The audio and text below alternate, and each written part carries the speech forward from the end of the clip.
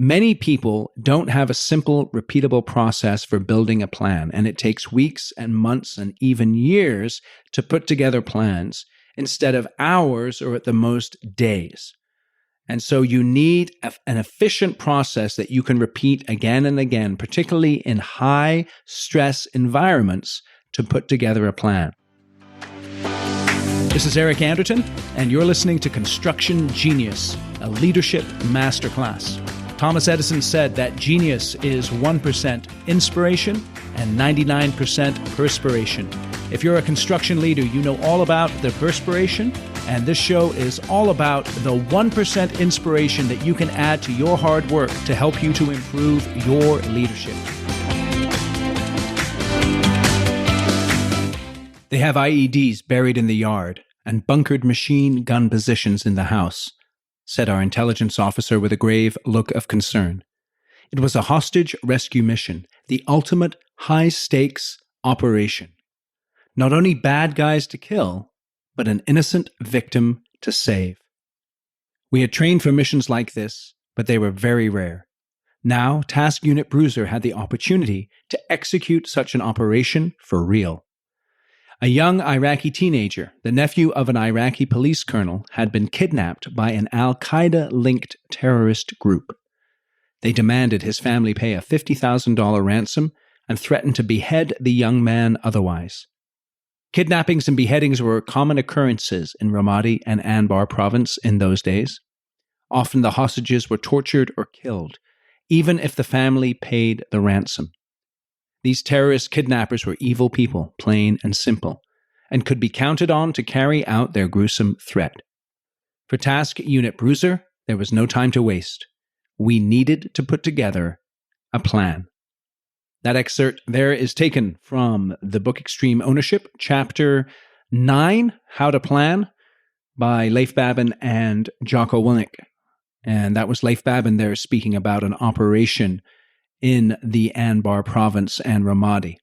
And just like the SEALs had to put together a plan to achieve the objective of rescuing the hostage, so too you as a construction leader have to be very good at putting together plans to achieve the objectives you seek in your business. So what are some of the objectives that you want to achieve? Perhaps you would like to win some more work. You're not winning as much work. Your hit rate is not where it needs to be. Maybe the handoff between your estimating group and your project managers isn't as clean as you'd like it, and projects don't get up and running in a smooth manner.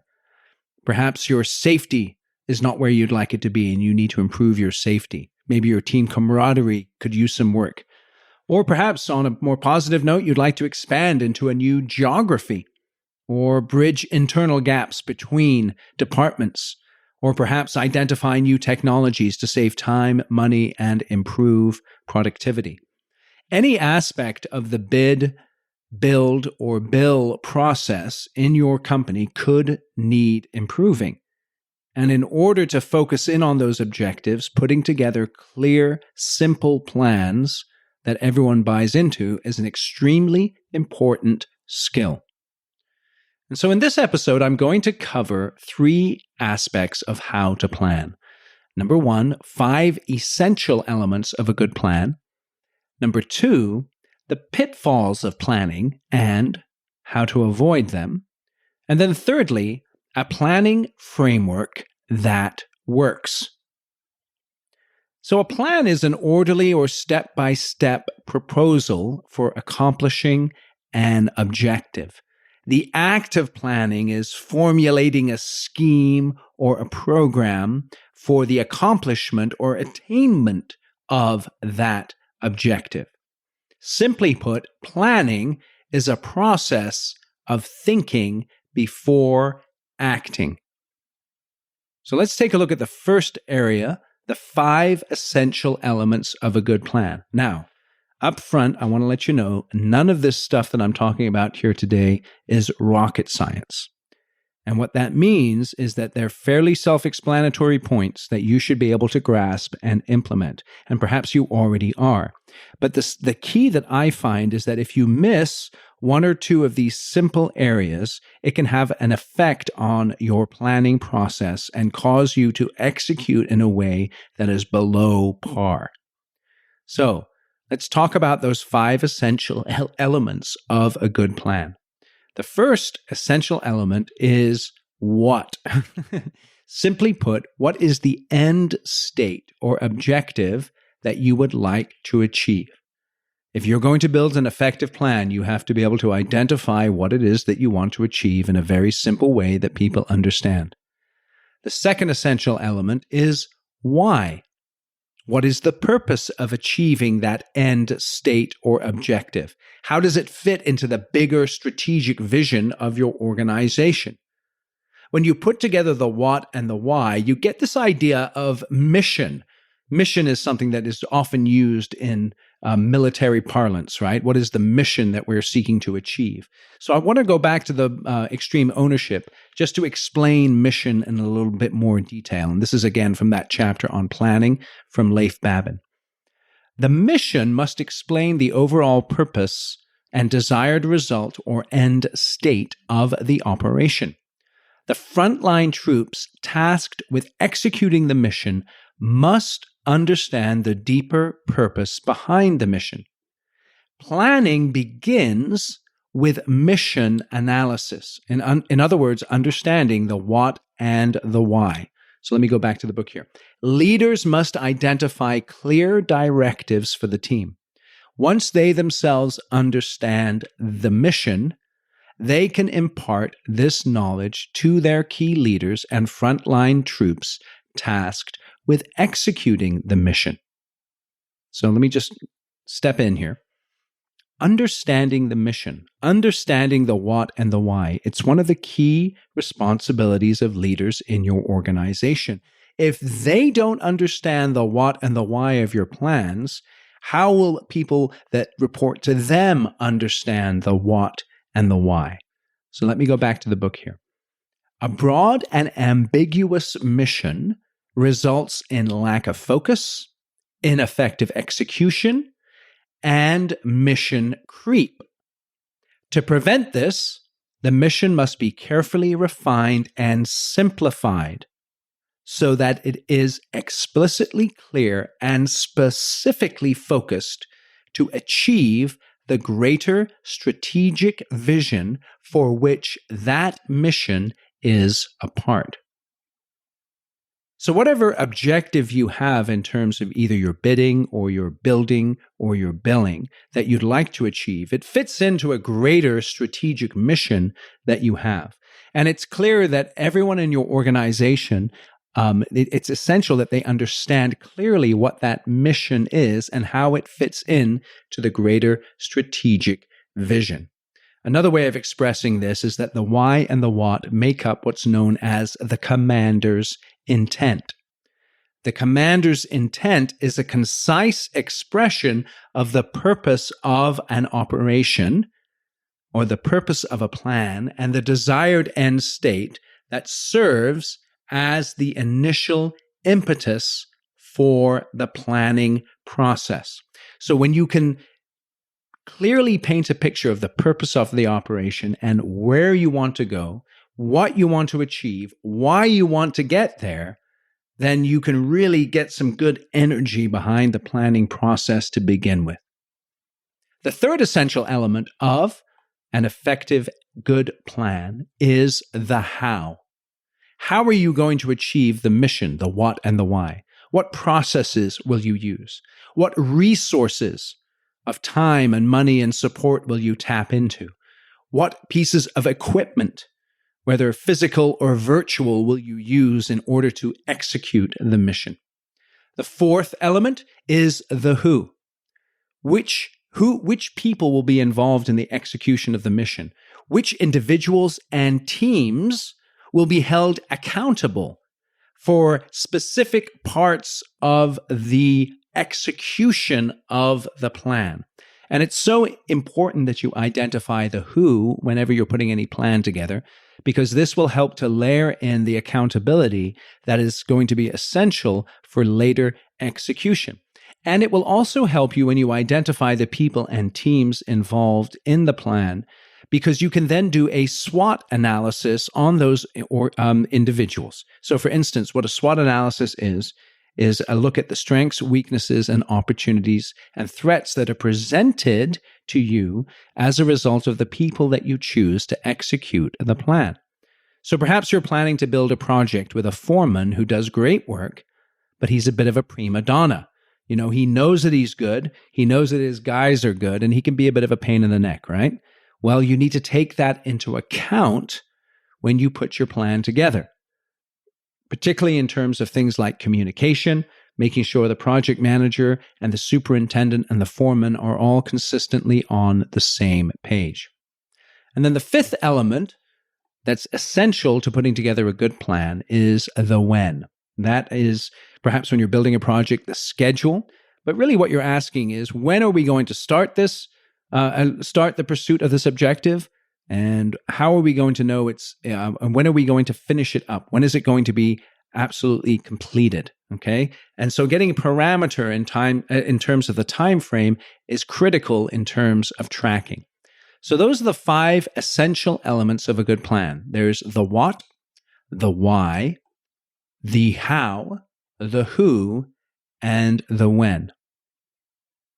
Now, with that stated, and again, those were rather obvious, I would imagine, but you must make sure that you get each element nailed when you're putting together a plan. Let's look at the pitfalls of planning and how to avoid them. Think about your office at the moment. Perhaps in your office, there's bookshelves with binders. Perhaps some of those binders are a little bit dusty. They're binders of previous plans that you've put together. And when you put those plans together, you had good intentions. You made big investments. Perhaps you brought in some pricey consultants from the other side of the country, paid them 6 figures to help you with your planning process. They put together some fancy PowerPoints and some thick binders, but you got poor results because those plans weren't actually executed. So let's talk about the pitfalls of planning and how to avoid them. The main pitfalls of planning is, number 1, ego, number 2, inefficiency, and number 3, rigidity. So let's talk about ego real quick. Unfortunately, the planning process sometimes is an ego trip. And this is how ego is manifested in the planning process. I must look good. So you're putting together a plan and you want the plan to look good. Let me say this. It doesn't matter how good your plan looks. It only matters if that plan helps you to achieve the objective. So a fancy PowerPoint, complication, big words, none of that matters, right? You don't have to look good by putting together a fancy plan. And I just want to encourage you. Drive towards simplicity in every single plan that you build, because the simpler you can be, the easier it will be to communicate that plan to others and get them to buy into what it is that you're looking to achieve. Another aspect of planning that's a pitfall in terms of the ego is the leader in the room saying it must be my way or the highway. Listen, if you're going to do that in terms of your planning, then don't even bother bringing people into your planning process. Just put it together and put it out to the troops and drive it forward. But I'm guessing that your business is not like that. In other words, you need the buy-in and the consensus of the people that you're working with, the commitment of the people that you're working with in order to execute a plan. So don't be that ego-driven leader who says it must be my way or the highway. Okay, so don't build a plan to look good, and don't insist on your own way. Make sure that you have a format for bringing in the ideas of your experts and your folks who are experienced in light of the objective that you're looking to achieve. Get their input, and that will be very helpful in terms of building a plan that people can buy into. Another pitfall of planning is inefficiency. Many people don't have a simple, repeatable process for building a plan, and it takes weeks and months and even years to put together plans instead of hours or at the most days. And so you need an efficient process that you can repeat again and again, particularly in high stress environments, to put together a plan. And then the third pitfall of planning is rigidity.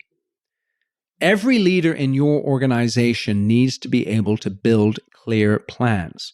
And so it helps if you have a planning process that is adaptable and not rigid, that can be used throughout your organization from the top executive levels all the way down to the folks in the field. Now, this is a challenging thing to do, but if you use the process I'm going to share with you a little bit later, I think you'll find it's something that is extremely flexible and adaptable, not only to the executives in your business, but also to the folks who work in the field.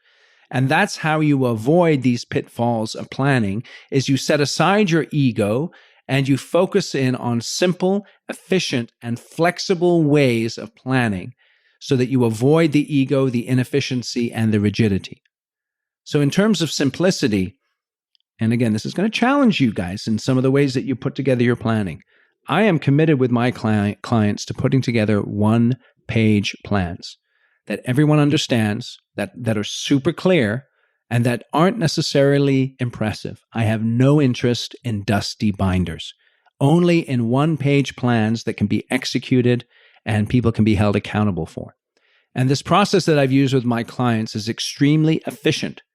It takes about an hour in most cases to put together a big plan.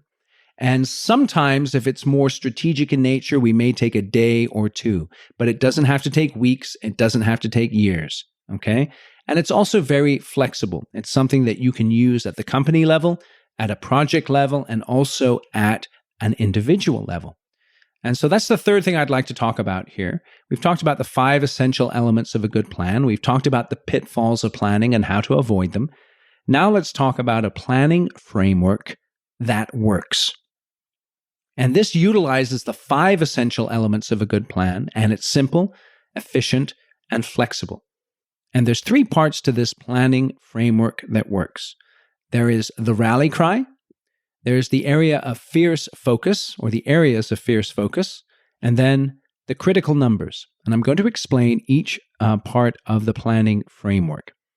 And you'll see how they incorporate the 5 essential elements of a good plan, and you'll also see that it's simple, efficient, and flexible. So let's start by talking about the rally cry. The rally cry really incorporates the mission, or the why and the what. And in my experience, a good rally cry, which is at the top of your page, is something that is obvious. Everyone knows it, everyone can remember it, everyone can say it, everyone understands it, and everyone should believe in it. The rally cry should be inspirational. It should be tied in with the mission of the company and the overall strategic goal. And it should be aspirational. It should give someone a little bit of juice when they wake up in the morning and they think about it. In other words, it should give them energy, and it should be packed with hope, and it should be super clear. So let me give you some examples of good rally cries. For instance, in sports, right now they're playing the NBA Finals and the National Basketball Association, and the Golden State Warriors are playing in the finals for, I believe, the 5 years in a row. They're going for their 4th title in 5 years. Now, what do you think their rally cry is? If you're in Northern California, you probably know it. The rally cry is strength in numbers.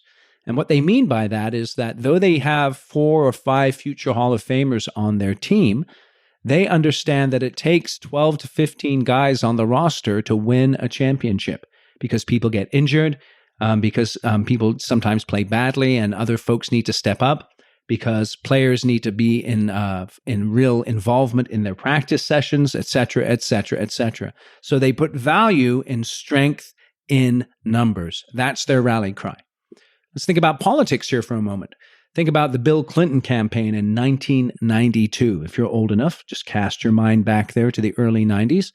What was Bill Clinton's rally cry? It wasn't official, but it was very clear. And that rally cry was, "It's the economy, stupid."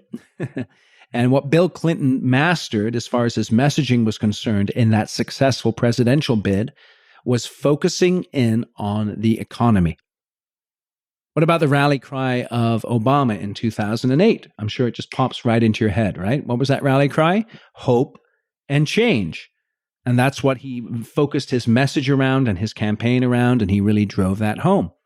What about Trump in 2016?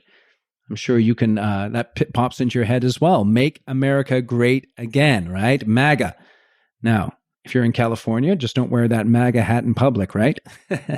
Anyway, but you see that in politics, they have these clear rally cries. Think about in business, right? What's Nike's rally cry? It's crush Adidas. And think about the military rally cry. In 1944, when the Allies invaded France, their rally cry was very simple. Beat Germany. Everyone from the private in the foxhole, bleeding and dying, to the general behind the lines. They understood that rally cry of beat Germany. So, getting a rally cry which encompasses the why and the what of your plan, that is clear, energizing, and packed with hope, is extremely important. And it doesn't necessarily just pop immediately. You have to do some discussion with people in your group when you're putting together a plan and when you're looking to communicate it with clarity and succinctness. So that leads me to the second area of a planning framework that works, and that's the area of fierce focus. And fierce focus takes into account the how, the what, and the who. So the areas of fierce focus are areas that must be achieved in order to get to that rally cry. So let me give you an example. Think about the movie Saving Private Ryan. Remember that movie? The first scene is when they're coming ashore on D-Day in the landing craft, right? And they're just getting nailed by the machine gunners and the shelling up on the beaches, right? The Allied landing craft. So imagine that you are a unit commander during D-Day for a moment. You're the Tom Hanks.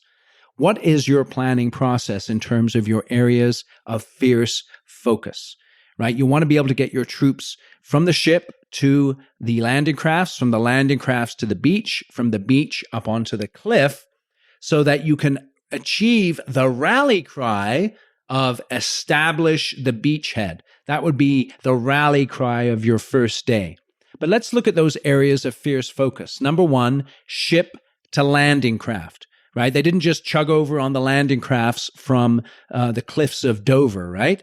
They got into these big ships first, and they got close to the beach, and then they went from the ship to the landing craft. So as a unit commander, your fierce focus is making sure that your guys and their equipment get from the ship to the landing craft. Your second area of fierce focus is getting them from the landing craft to the beach.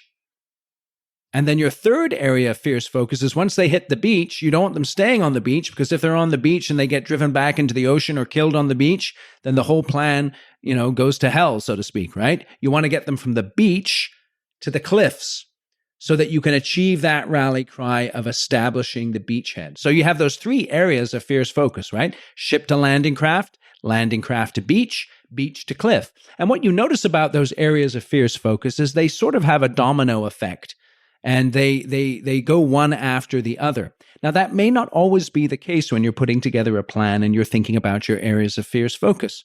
So let me give you an example from construction. When you're building a successful project, let's say you're the superintendent or the foreman or even the project manager. What are you going to be focused on? Perhaps number one, safety. Number two, production. Number three, quality. And those areas are not necessarily consecutive in the way that they break out in your plan. There are things that you focus on all the time. But regardless, areas of fierce focus are those things that you need to do to help you to achieve your rally cry.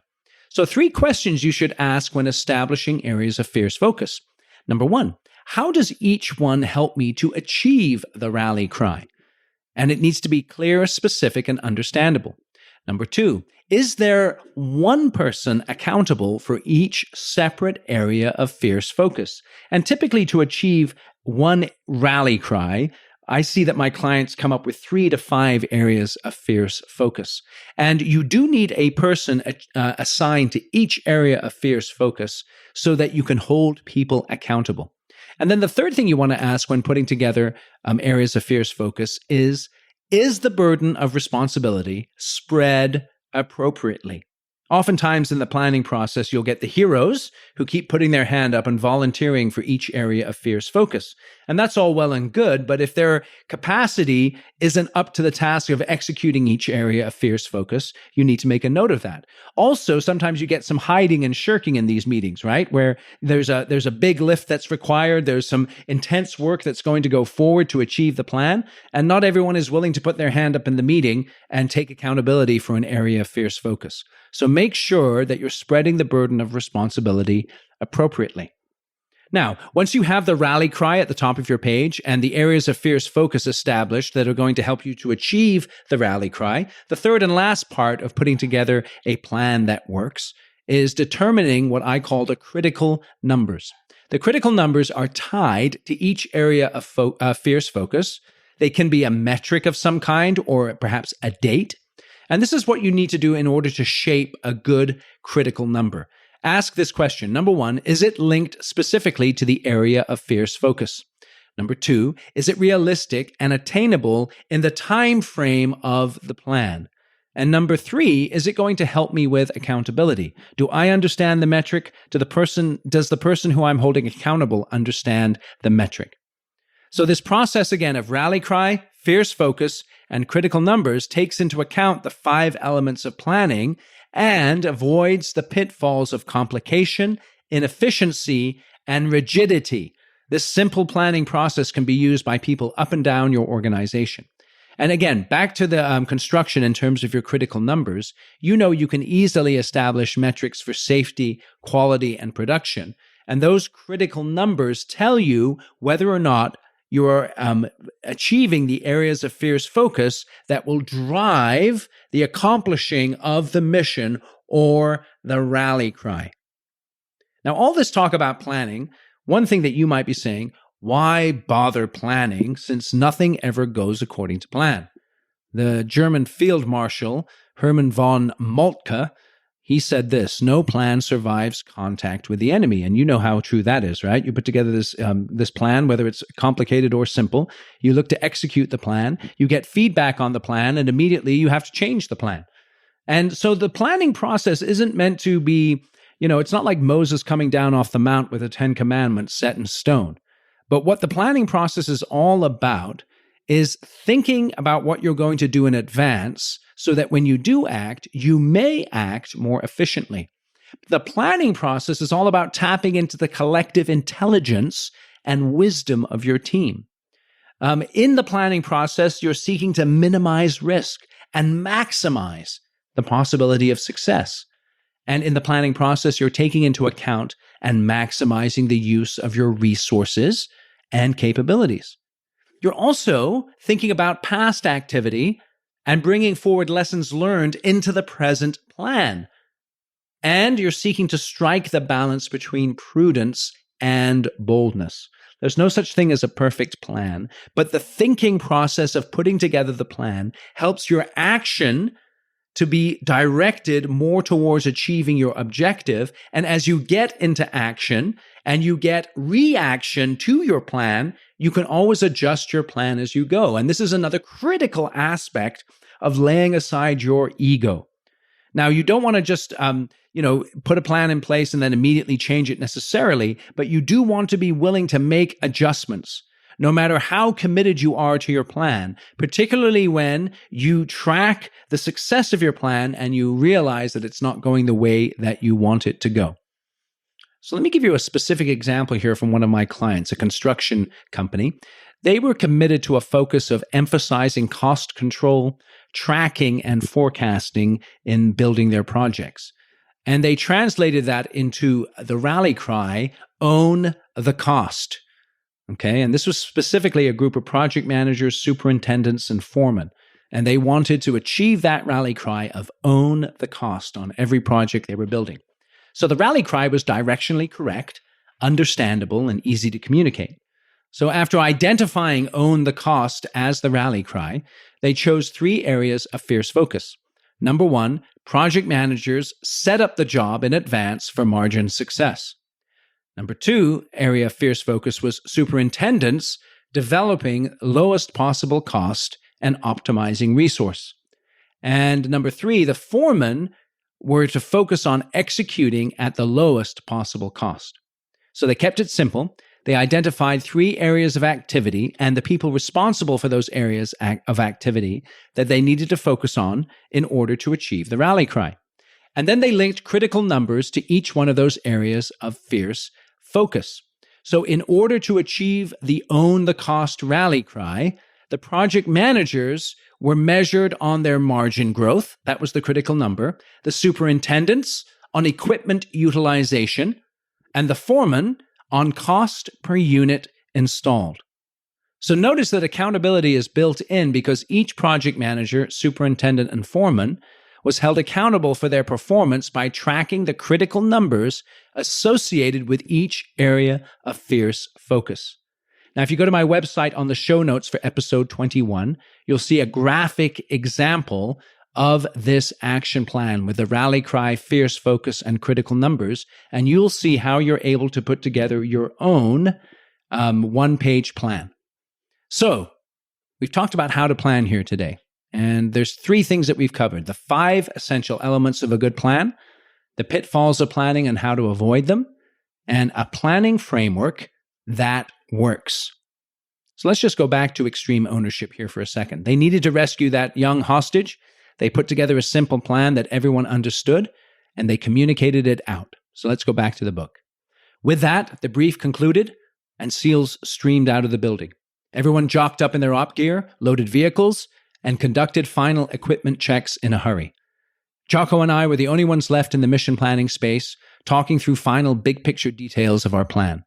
Jocko looked at me. "I guess you guys are going to get some," he said with a confident smile and a nod. He fully understood the risks, but he also knew our plan was sound and our assault force and supporting assets were well prepared to meet the enemy threat. "I guess so," I said, smiling back at Jocko and nodding in agreement, adding a phrase we used when facing anything particularly challenging or miserable: "Good times." We walked out to the vehicles where our SEAL assaulters and vehicle crews were standing by, ready to depart. They were fired up. That was the task unit bruiser way. It wasn't cockiness or overconfidence. On the contrary, each man knew this was a dangerous operation and that he might very well come back in a body bag. But we were confident in our plan. If you keep in mind the 5 essential elements of a good plan, think about the pitfalls of planning on how to avoid them, and if you use this planning framework that I have described to you today, you too can put together plans that you are confident in terms of the execution. Now, this planning process is detailed in a short book that I've put together in a report. It's not really a book. It's more like one of those ebooks, right? And it's called Kick-Ass Meetings. This planning process is at the heart of the Kick-Ass Meeting process that I've used with my clients over the years. And the Kick-Ass Meeting report will help you to prepare, conduct, and then build an action plan for how to overcome the biggest challenges that you have in your organization. So if you'd like to download that report that details out not only how to prepare and conduct a meeting, but also how to build a plan like I've described in this episode today, go to my website, ericanderton.com. That's spelled ERICANDERTON.com/K as in kangaroo, A as in apple, M as in Mary. ericanderton.com/cam and download your free copy of that short report. The link is in the show notes, and I'd appreciate it if you go out there and check that out. I think you'll find it extremely useful. My name again is Eric Anderton. I appreciate you listening to this episode. If you haven't already, please subscribe on Apple Podcasts or on Google Podcasts, wherever you get your podcasts. Share this podcast with other people, and feel free to leave comments, give me some feedback, connect with me on LinkedIn. And if I can help you in any way with your planning process and you're a construction company from $20 million to $1 billion in revenue, contact me. I've done this for years with my clients. They find it very helpful, very effective. And I'm happy to have a little chat with you about how I may be able to help your organization as well. So thanks for listening today, and I'll catch you on the next episode.